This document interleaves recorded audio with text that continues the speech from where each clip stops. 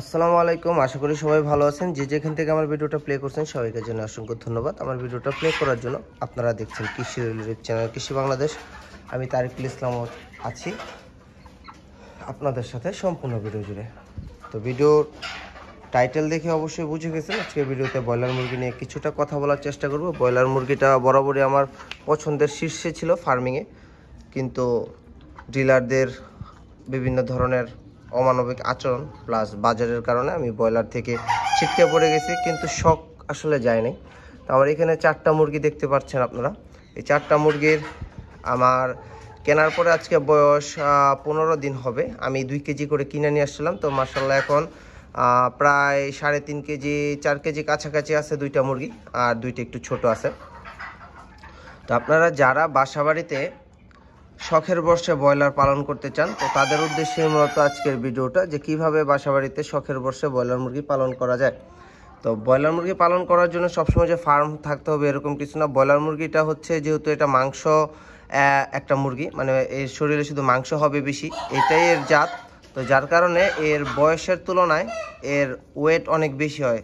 তো আমরা যারা গরমকালে চেষ্টা করি, আসলে গরমে ব্রয়লার মুরগি পালন করাটা পসিবল না, কারণ গরমে অনেক সমস্যা হয়, হিটস্ট্রোক করে মুরগি মারা যায়, যার কারণে আমরা চাইলেও পালন করতে পারি না।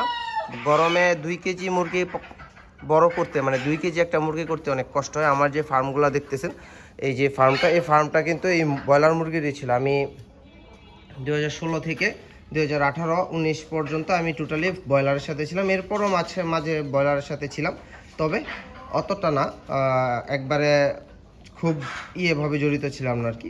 মাঝে মাঝে নিতাম যখন ডিলার ছেড়ে দিছি। তো টপিকে ফিরে আসি।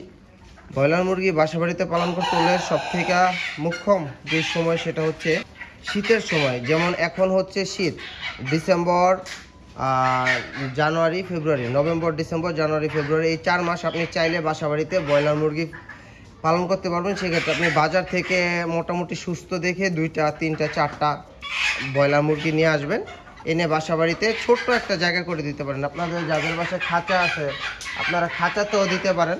আমার যেহেতু খাঁচা থাকলো, আমি খাঁচাতে দিই না, আমার যেহেতু ফ্লোরের জায়গা আছে আমি ফ্লোরেই দিচ্ছি। আপনাদের যাদের বাসায় ফ্লোরের জায়গা নাই তারা খাঁচাতে দিবেন। ছোট একটা পাখির খাঁচা হলো একটা মুরগি পালন করতে পারবেন। 3টা 4টা মুরগির জন্য 3-4টা খাঁচা হলেই এনাফ। আর ব্রয়লার মুরগিরে আসলে ভিটামিন অত দিতে হয় না। ভিটামিন দেওয়ার জন্য যে ব্রয়লার মুরগি বড় হয় এরকম কথা নেই। এটার জাতি হচ্ছে বড় হওয়ার জন্য। এটা বড় হবে, আপনি ব্রয়লারে শুধু সাদা পানি দিলেও বড় হবে, এটার মেডিসিন দিলেও বড় হবে। তবে সুস্থ থাকার জন্য যে মেডিসিনগুলো দরকার ওই মেডিসিনগুলো দিতে পারেন। বিশেষ করে ঠান্ডার যেহেতু মৌসুম, আর ঠান্ডা লাগবে এটাই স্বাভাবিক।